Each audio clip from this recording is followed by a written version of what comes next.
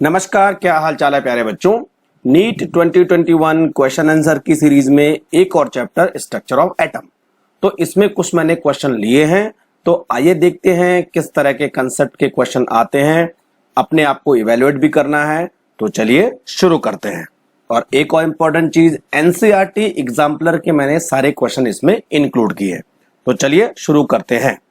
Question number 1, which of the following conclusion could not be derived from Rutherford alpha particle scattering experiment।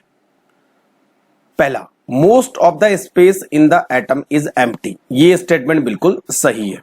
दूसरा, the radius of an atom is about 10 की power -10 metre while in that of nucleus is 10 की power -15 metre. ठीक है, उनके experiment से ये दोनों चीजें प्रूव होती है।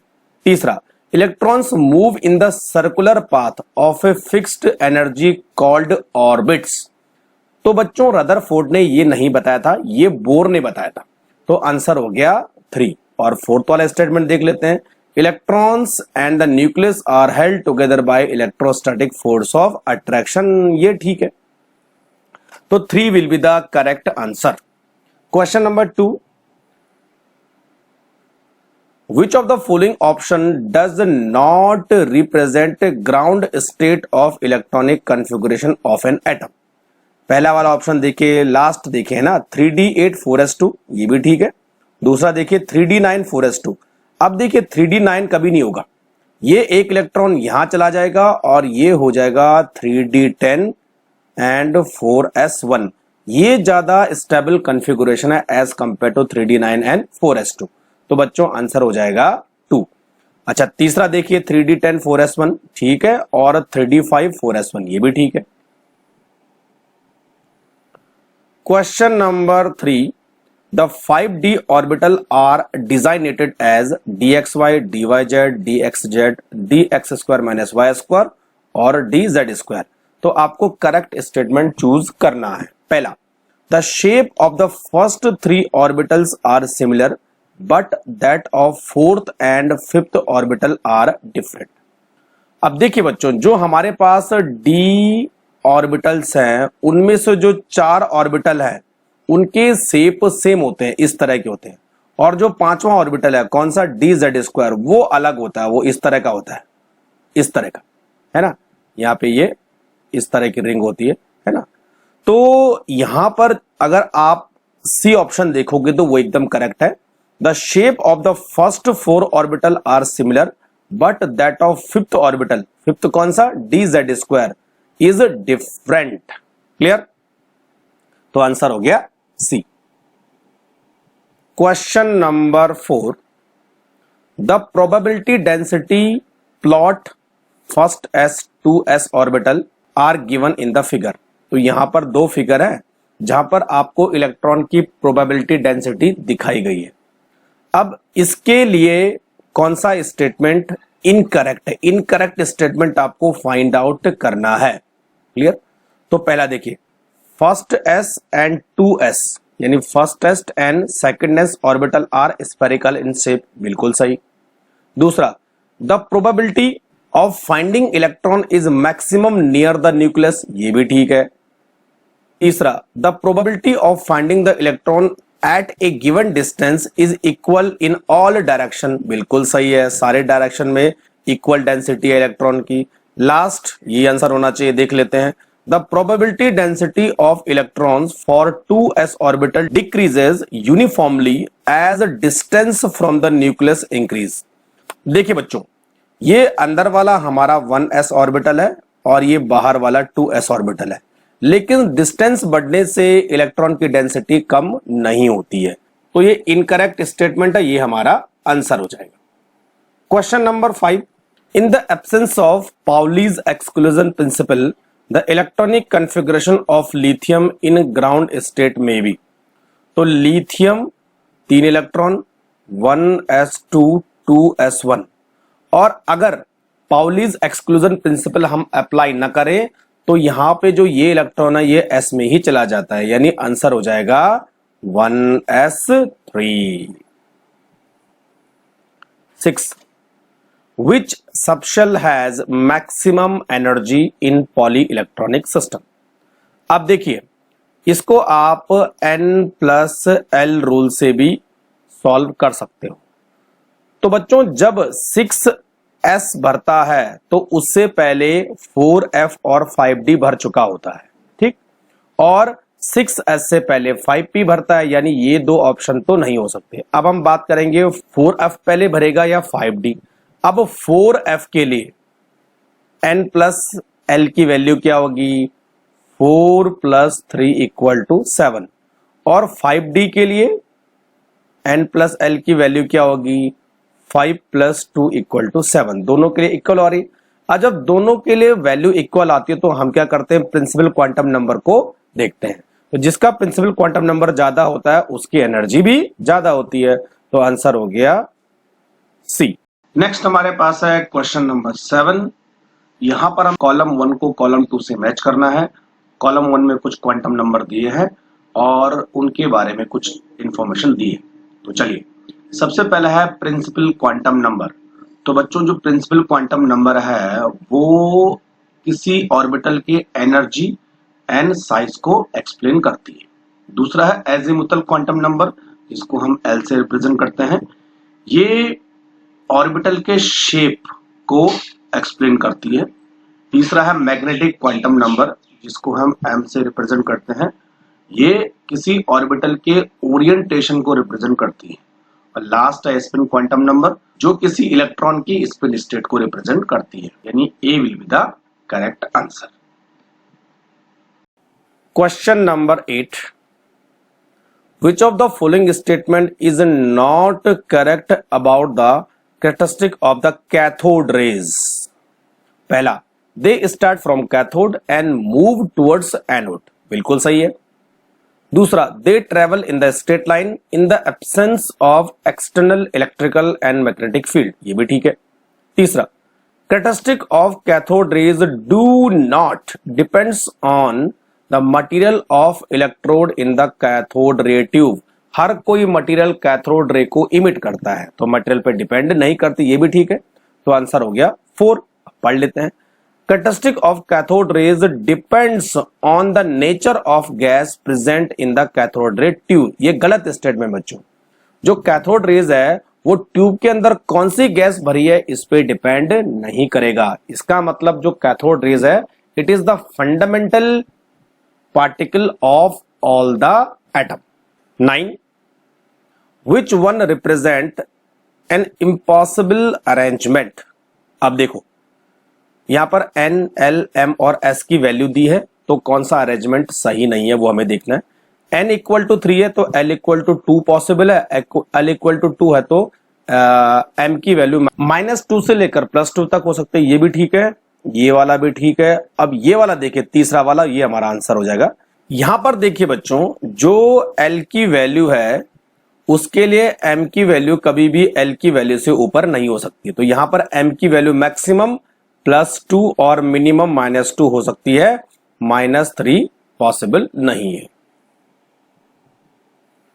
Question number 10, which electronic level would allow H atom to absorb a photon but not to emit a photon? किसी भी एटम से फोटोन कब इमिट होगा, जब कोई इलेक्ट्रॉन हायर एनर्जी स्टेट से लोअर एनर्जी स्टेट में आएगा तो फोटोन इमिट होगा। अब हाइड्रोजन के केस में सबसे लोएस्ट एनर्जी स्टेट है 1s। तो बच्चों अगर ये 1s में रहता है तो ये कभी फोटोन को इमिट नहीं कर सकता, क्योंकि ये इससे नीचे एनर्जी स्टेट में जा नहीं सकता। ये एब्जॉर्ब करेगा लेकिन इमिट नहीं करेगा। 11, which of the following statement about the electron is incorrect? पहला, it is negatively charged particle, ठीक है। the mass of electron is equal to the mass of neutron, ये गलत है। न्यूट्रॉन का मास काफी ज्यादा होता है एज कंपेयर टू इलेक्ट्रॉन, तो बच्चों ये हमारा आंसर हो गया। तीसरा, it is basic constituent of all atom, ठीक है। It is constituent of cathode rays, ये भी ठीक है। 12, the number of radial nodes of 3s and 2p orbital are respectively। अब देखो बच्चों, रेडियल नोड मतलब ये कोई एटम है, तो यहां पर इलेक्ट्रॉन की प्रेजेंस है, तो एक नोड ये बना, उसके बाद गैप होगा, फिर इलेक्ट्रॉन की प्रेजेंस होगी, तो जो ये गैप है इसको हम बोलते हैं रेडियल नोड। क्लियर? अब देखिए, the number of radial node for s orbital equal to n-1।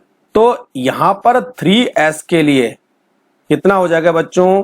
3-1 equal to 2। तो 3s के लिए कितने रेडियल नोड होंगे? 2। और जो 2p है, the number of radial node for p orbital equal to n-2।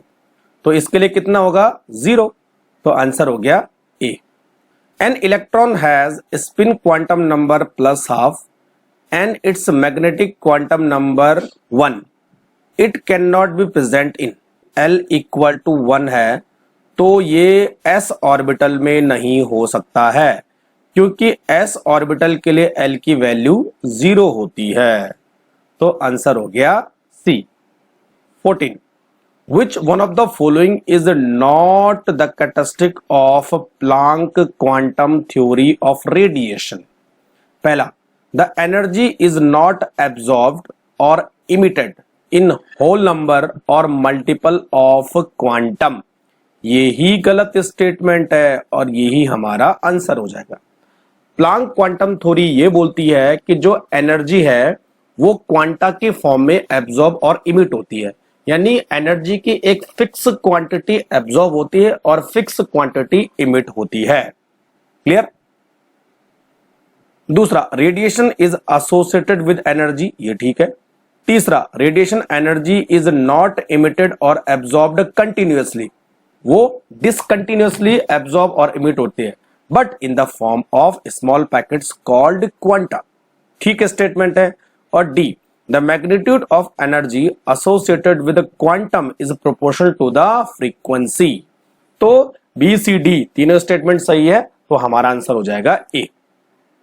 15, तो यहां पर पूछा है the ionization potential of hydrogen atom is -13.6 electron volt. What will be the energy of atom corresponding to the n equal to 2। तो चलिए बच्चों, इसको कैसे सॉल्व करते हैं। यहां पर एक फॉर्मूला है En equal to -13.6 by n²। En का मतलब होता है एनर्जी इन nth ऑर्बिट, और n का मतलब होता है नंबर ऑफ ऑर्बिट, और 13.6 the energy of electron in ground state.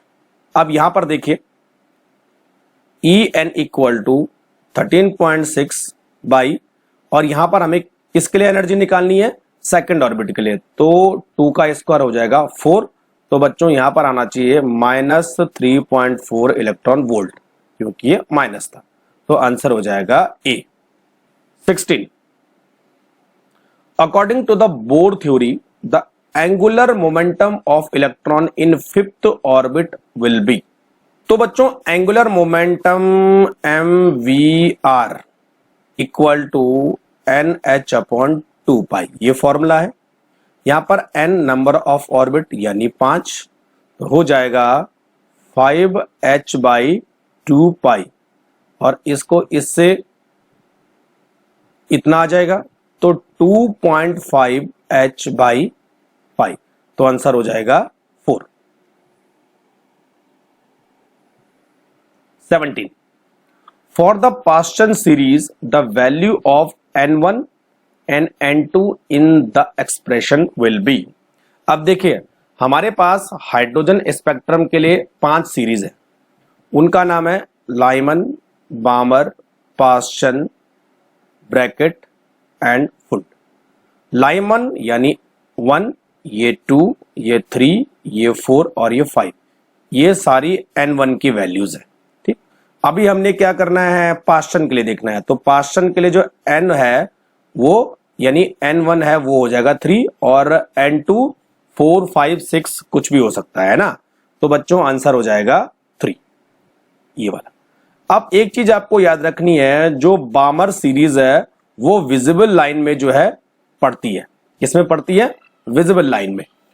18, which of the following properties of atom could be explained correctly by the Thomson model of atom?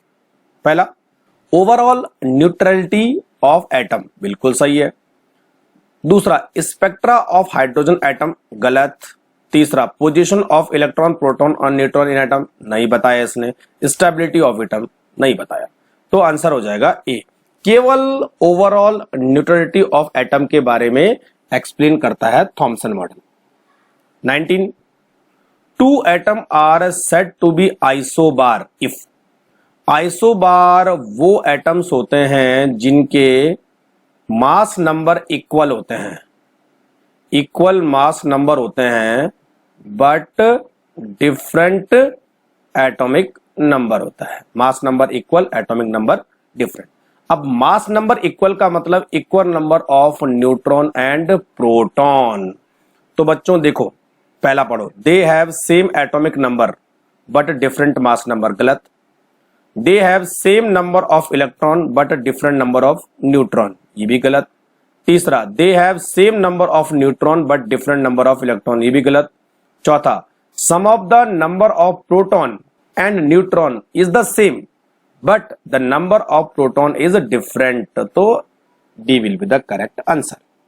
Question number 20, the orbital diagram in which aufbau principle is violated. तो यहां पर ऑफबाउ principal किस में apply नहीं हो रहा है वो हमें देखना है। तो बच्चों, ऑफबाउ के अकॉर्डिंग इलेक्ट्रॉन सबसे पहले लोअर एनर्जी ऑर्बिट में जाते हैं, उसके बाद इलेक्ट्रॉन हायर एनर्जी ऑर्बिटल में फिलअप होते हैं। तो यहां पे इलेक्ट्रॉन पहले s में गए, बाद में p में गए, ये ठीक है। यहां पर देखो, इलेक्ट्रॉन एक s में गया और बाकी इलेक्ट्रॉन p में चले गए, गलत। सबसे पहले दोनों इलेक्ट्रॉन s में भरे जाएंगे, तब जाके p भरेगा। तो आंसर हो गया b। 21, the number of radial nodes for 3p orbital. अभी हमने डिस्कस किया था कि p ऑर्बिटल के लिए जो नंबर ऑफ रेडियल नोड होते हैं वो होते हैं n-2। तो 3 - 2 = 1। तो बच्चों आंसर हो जाएगा D। 22, number of angular nodes for 4d orbital will be. तो बच्चों, जब कोई ऑर्बिटल आप ड्रॉ करते हो तो जो उसका ये नोडल प्लेन होता है, this is called angular node. तो p ऑर्बिटल में एक एंगुलर नोड होता है, और अगर हम d ऑर्बिटल की बात करें तो यहां पर 2 एंगुलर नोड बनते हैं, और f ऑर्बिटल में 3 एंगुलर नोड होते हैं। तो बच्चों आंसर हो जाएगा C। 23, for which of the following species bore theory is not applicable. तो बोर थ्योरी केवल सिंगल इलेक्ट्रॉनिक एटम के लिए एप्लीकेबल होती है। तो हाइड्रोजन में 1 इलेक्ट्रॉन है, लिथियम +2 में भी 1 इलेक्ट्रॉन है, बेरिलियम 3+ में भी 1 इलेक्ट्रॉन है, लेकिन हीलियम +2 में एक भी इलेक्ट्रॉन नहीं है। तो आंसर हो गया 3। Question number 24, which of the following is responsible to rule out the existence of definite path और ट्रेजेक्टरीज ऑफ इलेक्ट्रॉन्स। तो यहां पर जो हाइजेनबर्ग अनसर्टेनिटी प्रिंसिपल है वो ये बताता है कि वेलोसिटी और मोमेंटम दोनों एक साथ एक समय में एक्यूरेटली कैलकुलेट नहीं किए जा सकते हैं, जिसके अकॉर्डिंग किसी भी इलेक्ट्रॉन का एक डेफिनेट पाथ या ट्रेजेक्टरी पॉसिबल नहीं है। 25, total number of orbitals associated with third shell. अब यहां पर थर्ड शेल मतलब n = 3। तो n = 3 मतलब l = 0, l = 1 and l = 2। n की 3 वैल्यू के लिए, n = 3 के लिए l की 3 वैल्यू होंगी। अब l = 0 मतलब s ऑर्बिटल, l = 1 मतलब p ऑर्बिटल, और l = 2 मतलब d ऑर्बिटल। तो s में 1 ऑर्बिटल, p 3 होते हैं और d कितने होते हैं 5, और टोटल कितने हुए 9। तो टोटल नंबर ऑफ ऑर्बिटल कितने हो गए यहाँ पर 9 ऑर्बिटल होंगे। तो आंसर हो गया C। 26, orbital angular momentum is depend on. Angular momentum is depend on the value of L, जिसको हम बोलते हैं एजिमुथल क्वांटम नंबर। तो आंसर हो गया ए। अब 27 वाला एक न्यूमेरिकल है, अब इसको सॉल्व करने की कोशिश करते हैं। और ये जो न्यूमेरिकल है वो हाइजेनबर्ग अनसर्टेनिटी प्रिंसिपल पर बेस्ड है। क्लियर? अब देखो यहां पर पूछा है the uncertainty in the position of an electron moving with A velocity इतनी सेंटीमीटर पर सेकंड और कितनी एक्यूरेसी से 0.011%। तो हमें क्या करना है, अनसर्टेनिटी इन पोजीशन पता करनी है, यानी डेल्टा एक्स पता करना है। अब सबसे पहले फॉर्मूला लिखिए। तो हाइजेनबर्ग अनसर्टेनिटी प्रिंसिपल का फॉर्मूला क्या है, delta X into delta P equal to h upon 4 पाई।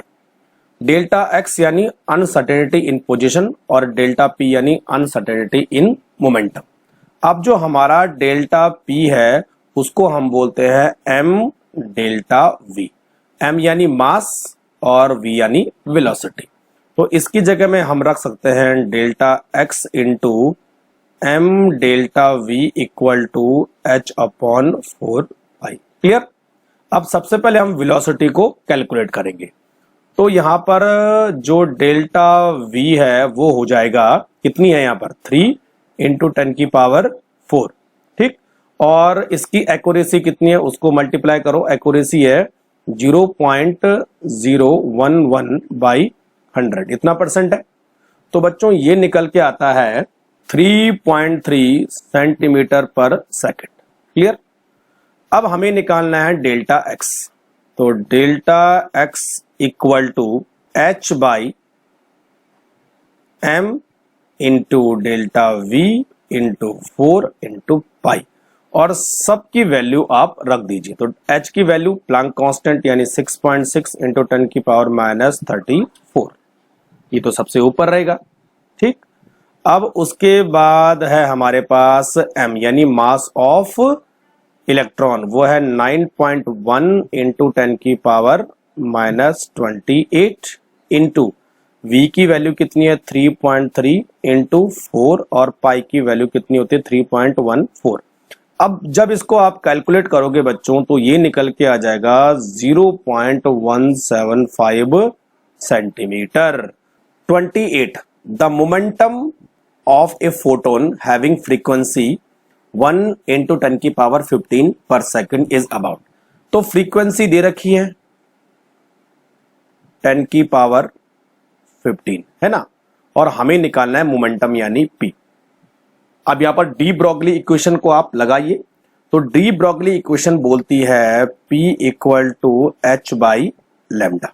ठीक है, और जो लैम्डा है वो वेवलेंथ है। तो वेवलेंथ और फ्रीक्वेंसी के बीच में आपको डिफरेंस मालूम होना चाहिए, v equal to c upon lambda, यानी lambda equal to c upon v। ठीक, तो हम यहां पर लिख सकते हैं p equal to h by c by v। तो ये हो जाएगा बच्चों p equal to h v by c।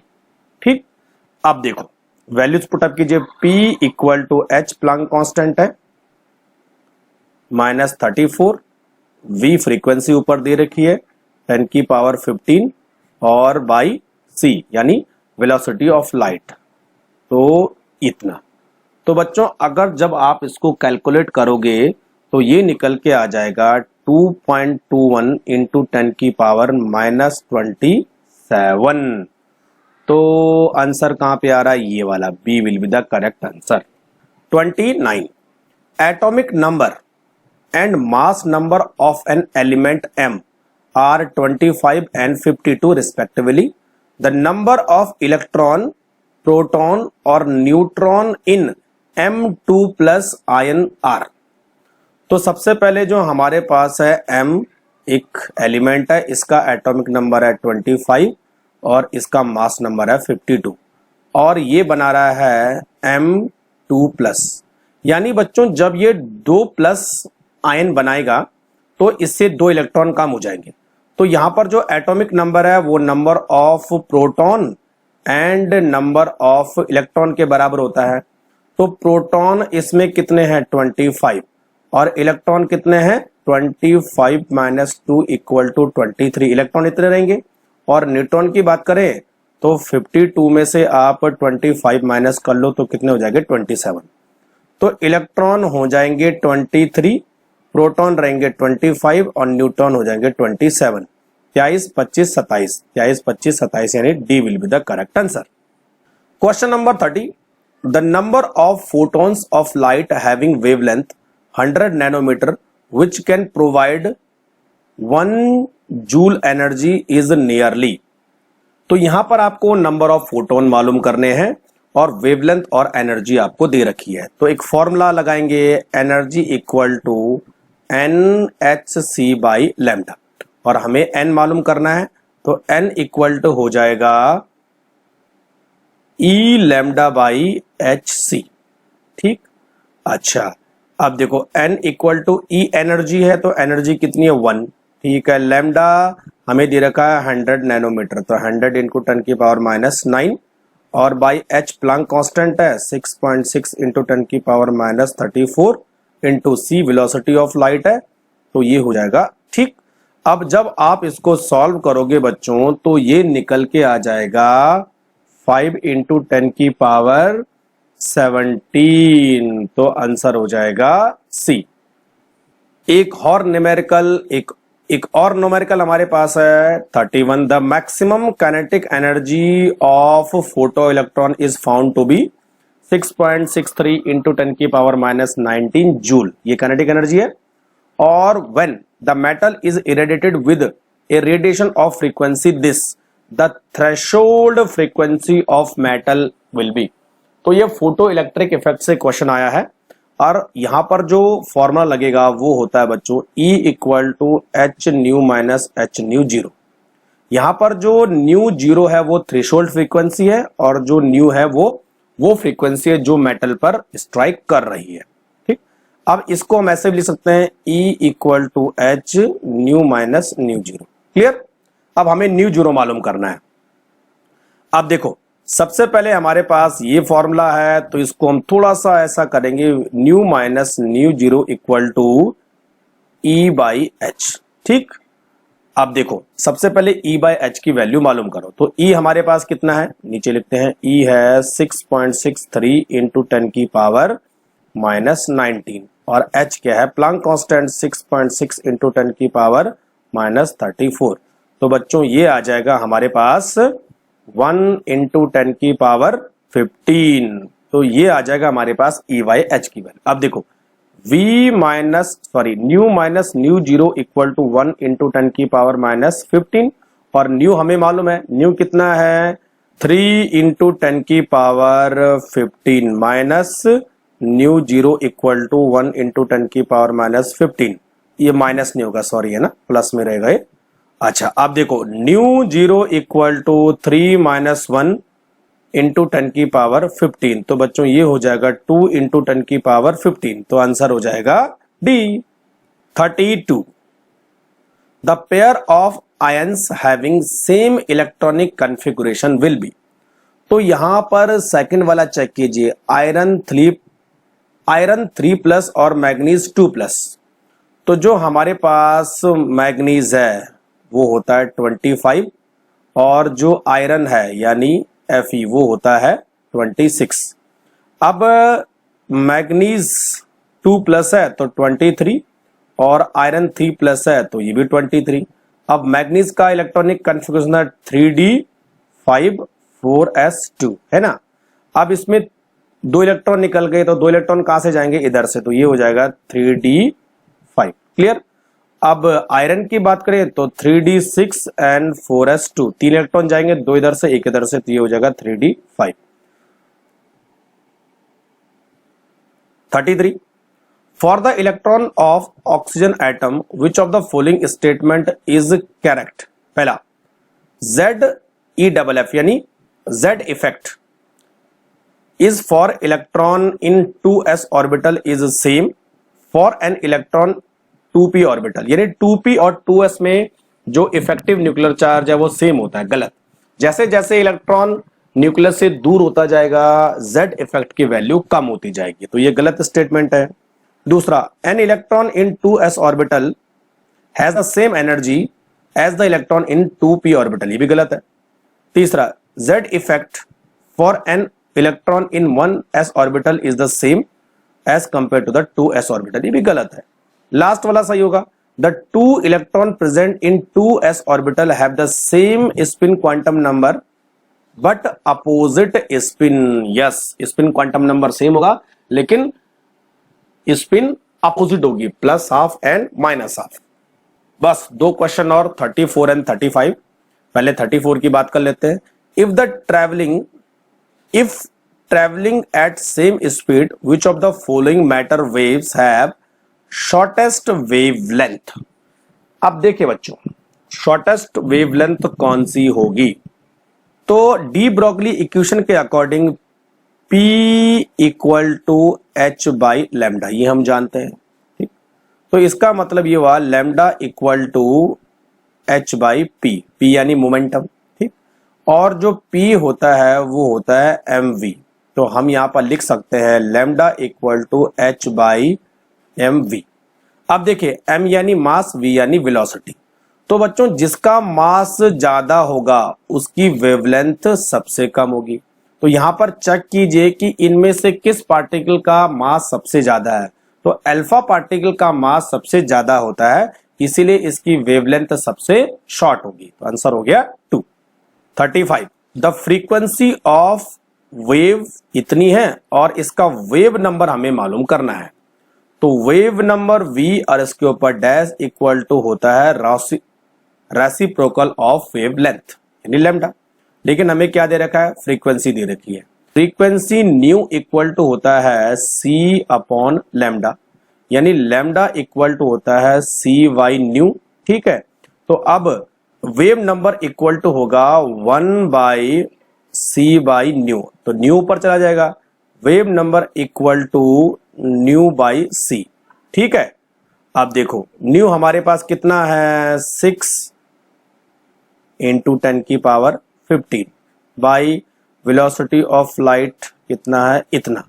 तो बच्चों यहां पर आंसर होने वाला है 2 इंटू 10 की पावर 7, और ये आएगा मीटर में, और इसको अगर सेंटीमीटर में कन्वर्ट करोगे तो आंसर होगा डी, 2 इंटू 10 की पावर 5 सेंटीमीटर, ठीक है।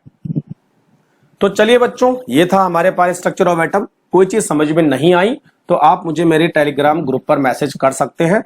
इसका पीडीएफ मैं वेबसाइट में अपलोड कर दूंगा, आप वीडियो के डिस्क्रिप्शन में लिंक से डाउनलोड कर सकते हैं। Thank you very much.